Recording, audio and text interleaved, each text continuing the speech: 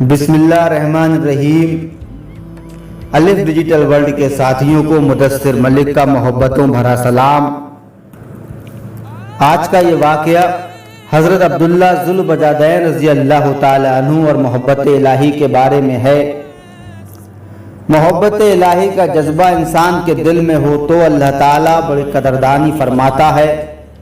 محبت میں ایسی کیفیت ہو جیسی حضرت عبداللہ ذوالبجادین رضی اللہ تعالیٰ عنہ کو نصیب ہوئی تھی۔ یہ ایک نوجوان صحابی تھے جو مدینہ طیبہ سے کچھ فاصلے پر ایک بستی میں رہتے تھے۔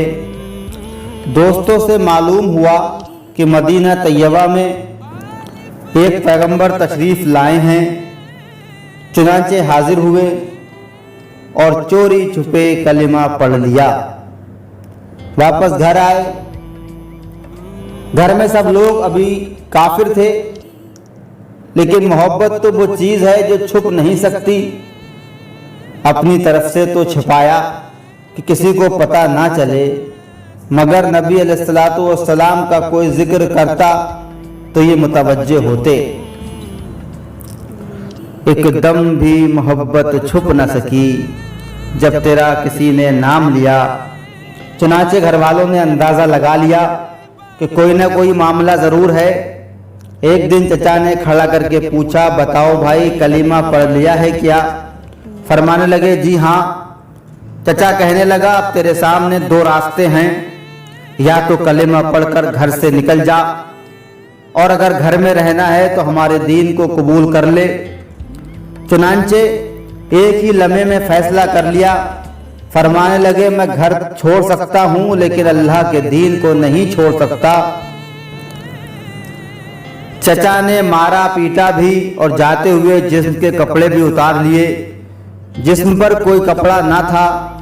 ماں آخر ماں ہوتی ہے۔ شوہر کی وجہ سے ظاہر میں کچھ کہہ تو نہ سکی، لیکن چھپ کر اپنی چادر پکڑا دی کہ بیٹا ستر چھپا لینا۔ وہ چادر لے کر جب باہر نکلے تو اس کے دو ٹکڑے کیے، ایک سے ستر چھپا لیا، دوسری اوڑھ لی۔ اسی لیے آپ کو ذوالبجادین یعنی دو چادروں والے مشہور ہو گئے۔ آپ کہاں گئے؟ جہاں سودا کر چکے تھے۔ قدم اپنے آپ مدینہ طیبہ کی طرف بڑھ رہے تھے۔ رات کو سفر کر کے صبح کو نبی کریم صلی اللہ تعالی علیہ وسلم کی خدمت میں حاضر ہوئے۔ نبی کریم صلی اللہ تعالی علیہ وسلم نے دیکھا تو چہرے پر عجیب خوشی کی کیفیت ظاہر ہوئی۔ صحابہ اکرام متوجہ ہوئے کہ یہ کون آیا ہے کہ جس کو دیکھ کر اللہ کے محبوب کا چہرہ یوں تمتما اٹھا ہے۔ دونوں جہاں کسی کی محبت میں ہار کے، وہ آ رہا ہے کوئی شب غم گزار کے۔ حاضر خدمت ہوئے اور عرض کیا اے اللہ کے نبی، سب کچھ چھوڑ چکا ہوں، اب تو آپ صلی اللہ علیہ وسلم کے قدموں میں حاضر ہوا ہوں۔ لہٰذا اصحاب صفہ میں شامل ہو گئے اور وہیں رہنا شروع کر دیا، کیونکہ قربانی بہت بڑی دی تھی۔ محبت الہی میں اپنا سب کچھ داؤں پر لگا دیا تھا، اس لیے اس کا بدلہ ایسا ہی ملنا چاہیے تھا۔ اس لیے ان کو ایسی کیفیت حاصل تھی کہ محبت الہی میں کبھی کبھی جذب میں آ جاتے تھے۔ آج کل کے لوگ پوچھتے ہیں کہ جناب جذب کیا ہوتا ہے؟ جناب حدیث مبارکہ پڑھو پھر پتہ چلے گا کہ جذب صحابہ اکرام پر بھی طاری ہوتا تھا۔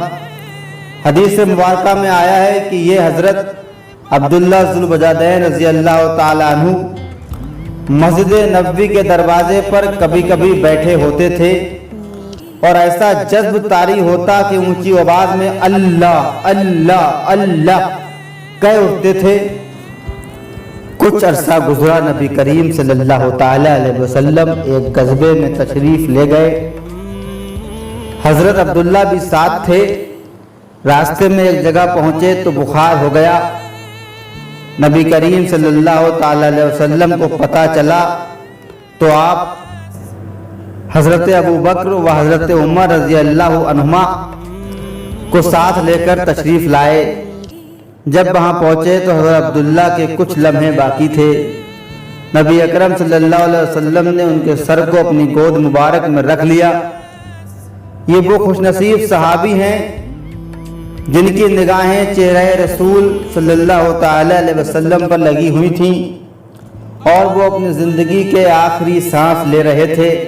सुभान अल्लाह, गोद मुबारक में अपनी जान इस कैफियत में जान देने वाले के सुपुर्द कर दी। नबी करीम सल्लल्लाहु ताला अलैहि वसल्लम ने इरशाद फरमाया कि कफन दफन की तैयारी करो। आपने अपनी चादर भिजवाई और फरमाया कि अब्दुल्ला को इस चादर में कफन दिया जाएगा। सुभान अल्लाह, तू भी कितना कदरदान है कि जिस बदन को तेरी राह में नंगा किया गया था, आज तू उस बदन को अपने महबूब की कमली में छिपा रहा है। सौदा करके तो देखे, फिर देखे कि अल्लाह रब्बुल इज्जत कैसी कदरदानी फरमाता है। हम लोग ही बेकदरे हैं कि अल्लाह ताला ने भी कहा है और उन्होंने अल्लाह ताला की कदर नहीं की जैसी करनी चाहिए थी। खुद नबी करीम सल्लल्लाहु ताला अलैहि वसल्लम ने उनका जनाजा पढ़ाया, फिर जनाजा लेकर कब्रिस्तान की तरफ चले। शरीयत का मसला यह है कि जो आदमी मैयत का सबसे ज्यादा करीबी हो तो वो कब्र में उसको उतारने के लिए उतरे। उस वक्त हजरत अबू बकर बा उमर रजी अल्लाह ताला अन्हु भी खड़े थे। नबी सल्लल्लाहु अलैहि वसल्लम ने खुद कब्र में उतरकर फरमाया कि अपने भाई को पकड़ा दो मगर उनके अदब का ख्याल रखना। आपने उस आशिक सादिक को अपने हाथों में लिया और जमीन पर लिटा दिया, गोया अपनी अमानत को जमीन के सुपुर्द कर दिया।